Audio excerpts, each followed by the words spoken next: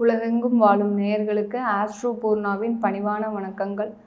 மகா காலபைரவரின் அருளாசிகள் அனைவருக்கும் கிடைக்கப்பெற்று வாழ்க்கையில் வளமும் வெற்றியும் பெற்று எல்லா பலன்களும் கிடைக்க மனதார பிரார்த்திக்கிறேன்.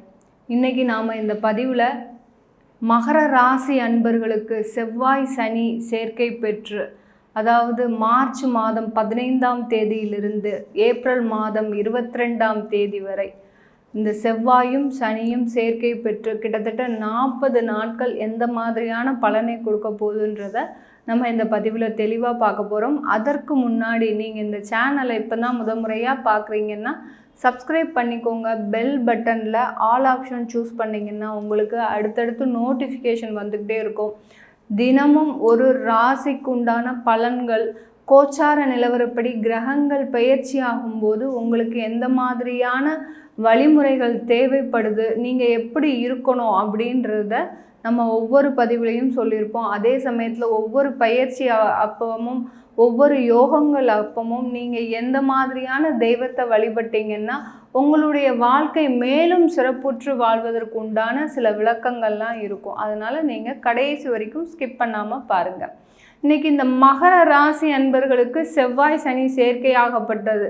அதாவது செவ்வாய் பார்த்திங்கன்னா உங்கள் ராசிக்கு 4-11 குடையவர், சுகஸ்தானத்திற்கும் லாபஸ்தானத்திற்கும் உரிய கிரகம்தான் உங்களுக்கு அந்த செவ்வாயாகப்பட்டவர்.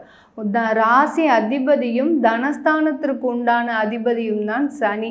இந்த முக்கியமான ஒரு 4 பாவகமும் உங்களுக்கு இந்த நேரத்தில் செயல்பட போகுது. மகர ராசி என்பவர்களுக்கு ஒரு ஜாதகர் ஒரு வாழ்க்கையில் நான் எப்படி இருப்பேன், என்னுடைய வாழ்க்கை எப்படி இருக்கும் பார்த்து சொல்லுங்க அப்படின்னு சொன்னோன்னா நம்ம முதல்ல அதில் பார்க்கக்கூடிய விஷயம் பார்த்திங்கன்னா அவர்களுடைய ராசி அதிபதி இல்லை லக்ன அதிபதி, அடுத்து அவருடைய 2ஆம் வீட்டு அதிபதி, அடுத்து அவர்களுடைய 4-11 இந்த பாவகங்களை வைத்து தான் அவர் எந்த மாதிரியான வாழ்க்கை வாழப்போகிறார்ன்றதை நம்ம சொல்லுவோம்.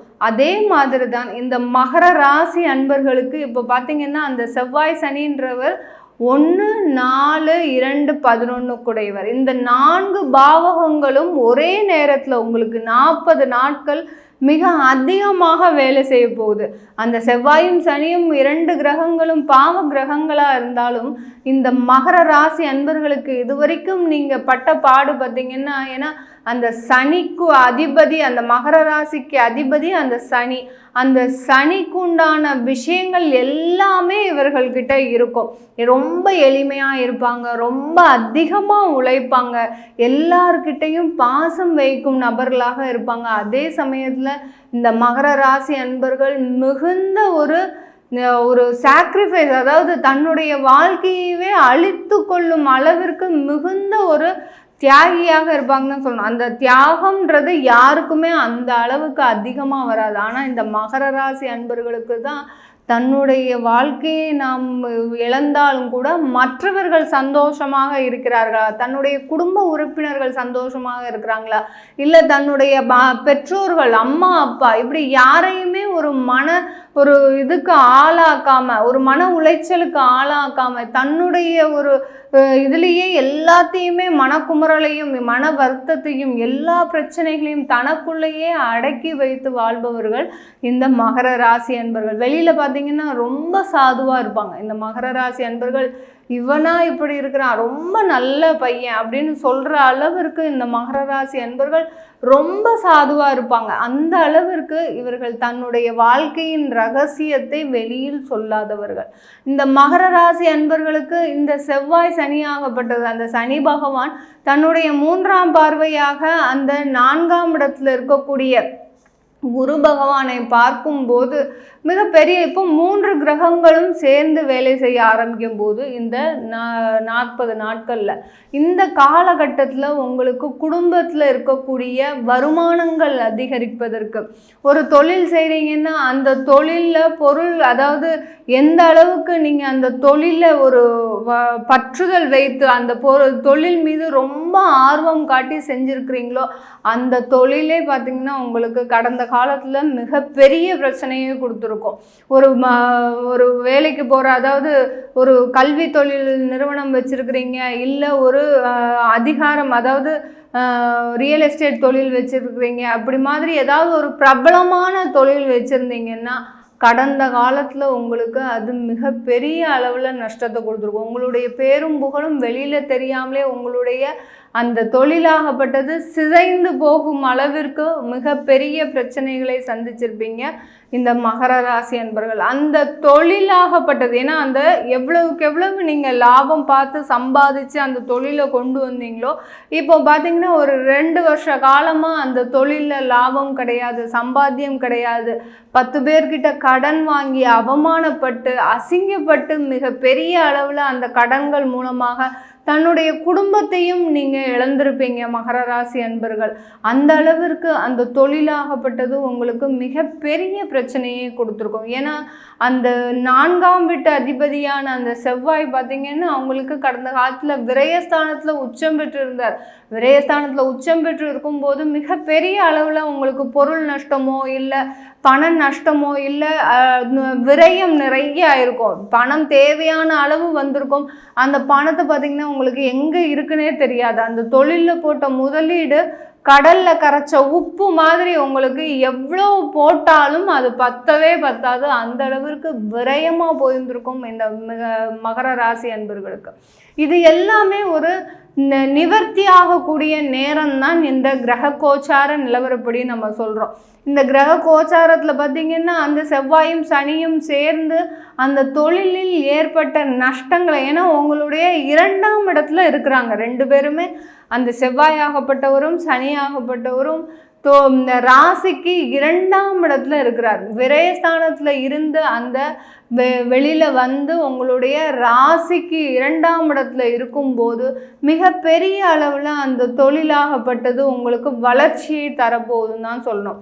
இது வரைக்கும் யார்கிட்டையாவது நீங்கள் நம்பி ஒரு இடத்த கொடுத்துருப்பீங்க, அந்த இடமாகப்பட்டது அவர்கள் உங்களுக்கு தெரியாமலேயே அந்த இடத்த விற்று அவர் பேரில் விற்று அந்த இடத்துல இருந்து பணத்தை கூட உங்களுக்கு கொடுக்காம ஏமாத்திருப்பாங்க. இந்த மாதிரியான ஏமாற்றப்பட்டிருப்பீர்கள் இந்த மகர ராசி அன்பர்கள். ஏன்னா அந்த செவ்வாயின்றது பார்த்திங்கன்னா அவங்களுக்கு தேவையில்லாத இடத்துல இருக்கும்போது நிறைய விரயங்கள் வந்திருக்கும். தேவையில்லாத விரயங்கள் அந்த மனைகள் மூலமாக, சொத்துக்கள் மூலமாக, அடுத்து பார்த்திங்கன்னா சகோதரர்கள் மூலமாக நிறைய மகர ராசி அன்பர்களுக்கு சகோதரர்கள் மூலமாக நிறைய விரயங்கள் வந்திருக்கும். அதாவது சகோதரத்துவம், அதாவது கூட பிறந்தவங்க மூலமாக உங்களுக்கு நிறைய விரயங்கள் வந்திருக்கும். இது எல்லாமே நிவர்த்தியாகக்கூடிய நேரம்தான் உங்களுக்கு இப்போது. இந்த 40 நாட்கள் உங்களுக்கு எப்படி இருக்க போகுது அப்படின்னு பார்த்தோன்னா மிகப்பெரிய அளவில் லாபத்தை கொடுக்க போகுது. அடுத்து பார்த்திங்கன்னா இந்த உங்களுக்கு இது வரைக்கும் நீங்கள் இழந்த சொத்துக்களை எல்லாம் வாங்கக்கூடிய நேரம். குருவும் 4ஆம் இடத்துல இருக்கிறதுனால மிக புகழும் பேரும் எதெல்லாம் நீங்கள் இழந்தீங்களோ, ஒரு தொழில் செஞ்சுருந்தீங்கன்னா அந்த தொழிலில் இருக்கக்கூடிய அந்த ட்ரேட்மார்க்கை இழந்திருப்பீங்க. இவன் இந்த தொழில் செய்கிறான், இவன்கிட்ட போனால் நல்லா இருக்கும் அப்படின்னு நினச்சி நிறைய பேர் கடந்த 2 வருஷத்துக்கு முன்னாடி உங்களுக்கு வாடிக்கையாளராக இருந்திருப்பாங்க. இப்போ பார்த்தீங்கன்னா அந்த வாடிக்கையாளர்கள்லாம் எங்கே போனாங்கன்னே தெரியாது. அந்த அளவிற்கு உங்களுடைய ட்ரேட்மார்க்கே அழிஞ்சிருக்கும். அது எல்லாமே மீண்டும் வரக்கூடிய நேரமாக தான் இந்த மகர ராசி அன்பர்களுக்கு இந்த காலகட்டம் 40 நாட்கள் இருக்க போது. இந்த மகர ராசி அன்பர்களுக்கு வேலை செய்கிற நபர்கள் பார்த்திங்கன்னா வெளியூர் சென்று வேலை செய்யணும்னு நினச்சிங்கன்னா கண்டிப்பாக வெளியூர் சென்று வேலை செய்யலாம். ஒரு இடமாற்றம் அவசியமாக இருக்கும் இந்த காலகட்டத்தில். எவ்வளவுக்கு எவ்வளவு இடமாற்றம் செஞ்சுக்கிறீங்களோ அந்த அளவுக்கு உங்களுக்கு வாழ்க்கையில் முன்னேற்றமும் ஒரு மாற்றம் இருந்தால்தான் எப்போதுமே ஒரு ஏற்றம் இருக்கும். அந்த ஏற்றமும் ஒரு மாற்றமும் உங்களுக்கு கிடைக்கக்கூடிய ஒரு சாதகமான ஒரு சூழ்நிலை. இப்போ எல்லாரும் நாங்கள் மாற்றம் செஞ்சுருக்கிறோம், ஆனாலும் எங்களுக்கு வளர்ச்சின்றதே இல்லை, எங்களோட வாழ்க்கையில் எப்போதுமே ஒரு கஷ்டமும் ஒரு பண கஷ்டமும் ஒரு பண விரயமும் தான் இருந்துட்டு இருக்குதே ஒழிய ஒரு நிம்மதியான வாழ்க்கை இல்லை அப்படின்னு சொல்லக்கூடிய மகர ராசி அன்பர்களுக்கு இந்த காலத்தில் உங்களுக்கு கண்டிப்பாக நீங்கள் ஏற்கனவே இடமாற்றம் செஞ்சுருந்தீங்கன்னா கண்டிப்பாக உங்களுக்கு ஒரு நல்ல ஒரு ஏற்றத்தை தரக்கூடிய நிகழ்ச்சிகள் நடக்கும், செயல்கள் நடக்கும், ஒரு நல்ல வேலைவாய்ப்பு நடக்கும். இதுவரைக்கும் எதிர்பார்த்து கொண்டிருந்த அந்த வேலைவாய்ப்பு, தகுதிக்கு ஏற்றார் போல வேலைவாய்ப்பு, அப்படியே தகுதிக்கு ஏற்றார் போல் வேலைவாய்ப்பு இல்லாட்டி கூட ஒரு வருமானம், நல்ல வருமானம் கிடைக்கக்கூடிய ஒரு நேரமாக தான் இருக்க போகுது இந்த மகர ராசி என்பர்களுக்கு. இந்த மகர ராசி என்பர்களுக்கு இந்த காலகட்டத்தில், அதாவது ஏற்கனவே கடந்த காலத்தில் ஒரு திருமண முறிவு ஏற்பட்டிருக்கும். ஒரு வருஷம்தான் நாங்கள் வாழ்ந்திருப்போம், என்னன்னே தெரியல, 2 பேரும் பிரிஞ்சுட்டோம், டைவர்ஸ் ஆயிடுச்சு, பொண்ணுக்கும் டைவர்ஸ் ஆயிடுச்சு, நாங்களும் ஒரு பக்கம் வந்துட்டோம், எங்களுக்கு மறுமணம் நடக்குமா அப்படின்னு கேட்குற நபர்களுக்கு கண்டிப்பாக உங்களுக்கு ஒரு மறுமண வாழ்க்கை கண்டிப்பாக இந்த காலகட்டத்தில் காத்துட்ருக்குது. அதே சமயத்தில் இந்த குடும்பத்தில் ஒரு பற்றுதல் இல்லாமல் இருக்கக்கூடிய அந்த மகர ராசி அன்பர்களுக்கு கடந்த காலத்தில் நிறைய வெறுப்பின் பேரில் சில நபர்கள் பற்றுதலே இல்லாமல் இருப்பீங்க. குடும்பத்தில் என்ன நடக்குது, ஏது நடக்குது, நானே ஒரு வெட்டியாக இருக்கிறேன், இதில் எனக்கு என்ன குடும்பம் வேண்டி இருக்குது, குழந்தை இருக்குது அப்படின்னு சொல்லி ஒரு பற்றுதல் இல்லாமல் இருக்கக்கூடியவர்கள் இந்த காலகட்டத்தில் குடும்பத்தோடு மகிழ்ச்சியாக இருப்பதற்கு ஒரு சாதகமான ஒரு காலகட்டமாக இருக்க போது இந்த மகர ராசி என்பவர்களுக்கு. இது எல்லாமே நம்ம கோச்சார நிலவரப்படி சொல்கின்ற பலன்கள். இது அவங்கவுங்க ஜாதகப்படி, சுய ஜாதகம்னா அங்கே எப்போதுமே பலன் சொல்லும். அடுத்து அவங்கவுங்க தசாபுத்தி, அந்த தசாபுத்தி தான் மெயினாக எல்லாருக்குமே. இப்போ உங்களுக்கு செவ்வாய் தசை நடக்குது, இல்லை சனி தசை, ராகு புத்தி நடக்குது அப்படின்னு இருந்ததுன்னா கண்டிப்பாக உங்களுடைய அந்த தசாபுத்தியில் இருக்கக்கூடிய கிரகங்கள் எந்த பாவகத்தில் இருக்கோ அந்த பாவகம் தான் இப்போ உங்களுக்கு அந்த கோச்சார நிலவரப்படி ஒன்று சேர்ந்து உங்களுக்கு ஒரு பலனை கொடுக்கும். அதை பார்க்கணுன்னு விருப்பப்பட்டீங்கன்னா கீழே இருக்கிற நம்பருக்கு வாட்ஸ்அப்பில் அப்பாயின்மெண்ட் வாங்கிக்கிட்டு நீங்கள் என்கிட்ட கன்சல்ட் பண்ணிக்கலாம். உங்களிடமிருந்து விடைபெறுவது உங்கள் ஆஸ்ட்ரோ பூர்ணா. நன்றி, வணக்கம்.